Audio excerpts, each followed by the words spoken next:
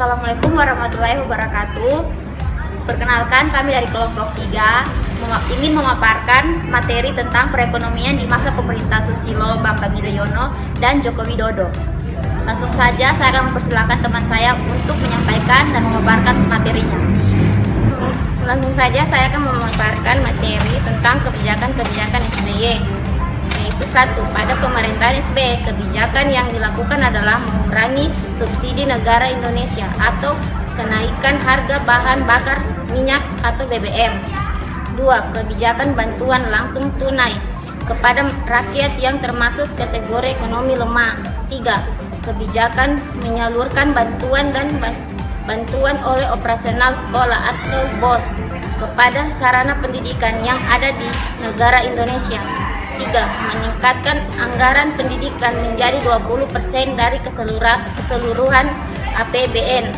Di masa pemerintahan SBY selama 2 periode ini sudah banyak perubahan-perubahan yang dialami oleh negara Indonesia, baik di masa SBY JK atau di masa SBY Budiono.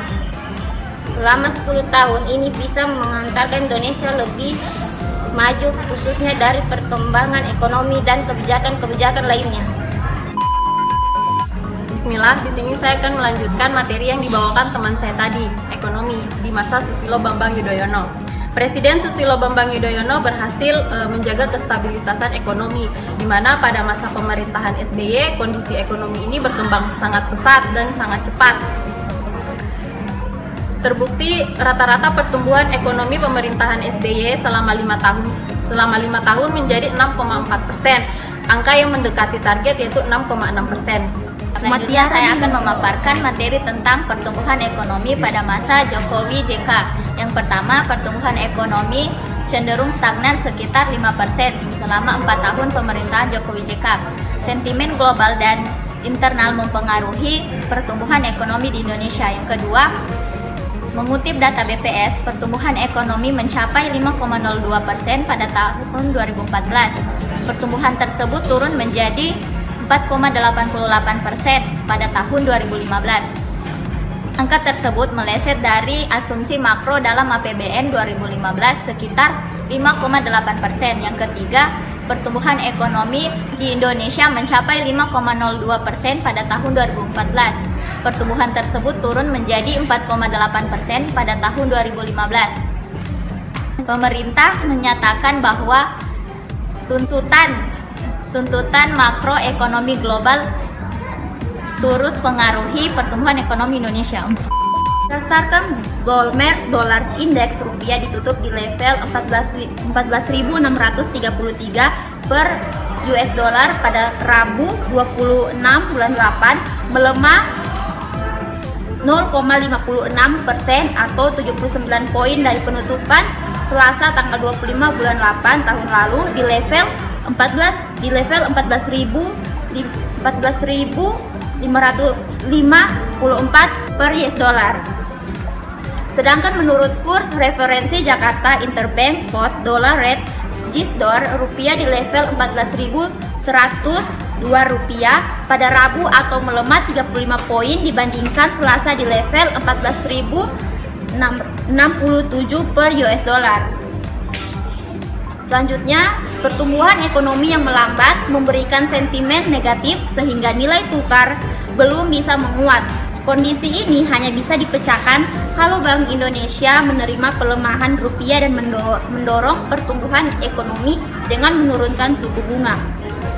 Selanjutnya adalah Kementerian Keuangan memproyeksikan penyerapan anggaran pendapatan dan belanja negara sampai dengan tahun mencapai 94-96%. Penyerapan belanja modal diproyeksikan 80-85%. Selama 4 tahun pemerintahan Jokowi JK, inflasi cenderung stabil dan terkendali. Hal ini lantaran inflasi Indonesia berada di bawah 5%. Sebelumnya pada 2012, inflasi pernah mencapai 4,3%. Kemudian kembali melonjak hingga 3,38% pada 2013. Mengutip data Bank Indonesia, inflasi tercatat 8,36% pada tahun 2014.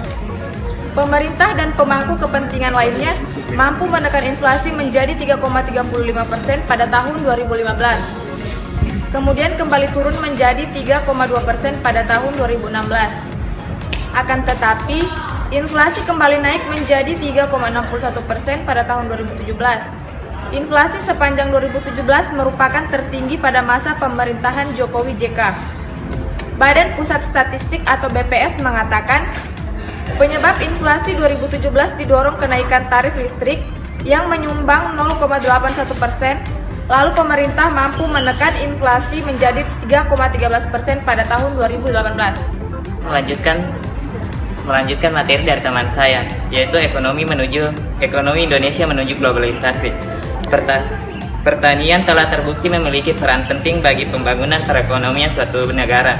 Berdasarkan pada kontribusi sektor pertanian yang berperan dalam menciptakan lapangan tenaga kerja, menyumbang andil dalam pembentukan PDB, dapat meningkatkan pendapatan dan kesejahteraan masyarakat, terutama masyarakat pedesaan dan lainnya.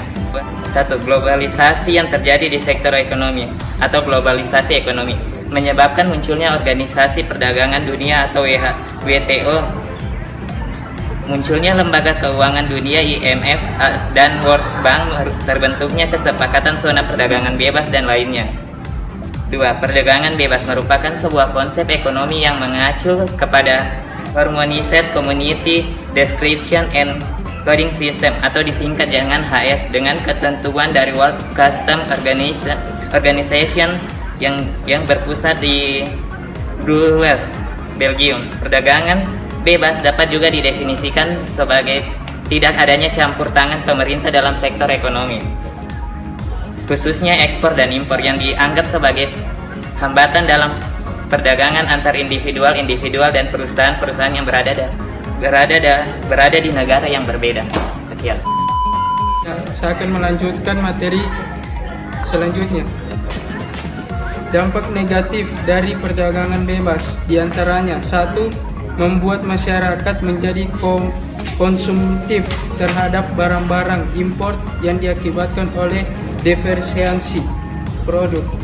2. Terjadinya persaingan perdagangan yang sangat ketat baik dari dalam negeri maupun luar negeri.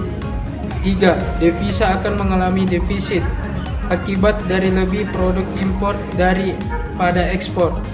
4. Bagi negara-negara yang belum berkembang dengan kondisi perdagangannya yang belum begitu tangguh dan kuat, maka akan terjadi pasar bagi produk-produk impor yang kelamaan dan melemahkan perdagangan dalam negeri karena tidak bisa bersaing. Di era Joko Widodo atau disebut JK terdapat beberapa kebijakan. Lanjutkan materi dari teman saya, yaitu ciri-ciri perdagangan bebas. Yang pertama, perdagangan antar negara tanpa ada hambatan perdagangan.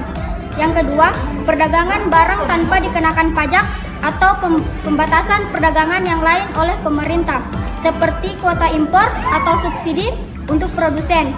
Yang ketiga, ketiadaan dasar-dasar proteksi seperti pajak, subsidi, peraturan atau hukum yang memberikan perlindungan kepada pengusaha lokal. Dampak positif dari perdagangan bebas diantaranya: yang pertama, terjadi pertukaran barang. Yang kedua, kemudian produk-produk dalam negeri dapat dengan memudah meraih popularitas di luar negeri. Yang ketiga, devisa akan menguat jika ekspor lebih besar daripada impor. Yang keempat, setiap individu atau perusahaan akan terpacu untuk membuat inovasi dengan kreativitas yang mereka miliki dalam membuat produk baru atau menambahkan nilai untuk mempertinggi daya saing yang dikarenakan kompetisi perdagangan yang bebas. Yang kelima, setiap individu atau perusahaan akan terus meningkatkan mutu dan kualitas produk maupun kinerja perusahaan dengan menerapkan standar-standar dan sertifikasi demi meningkatkan daya saing. Sekian, itulah hasil materi yang telah kami paparkan. Lebih dan kurangnya saya mohon maaf dan saya ucapkan terima kasih. Wassalamualaikum warahmatullahi wabarakatuh.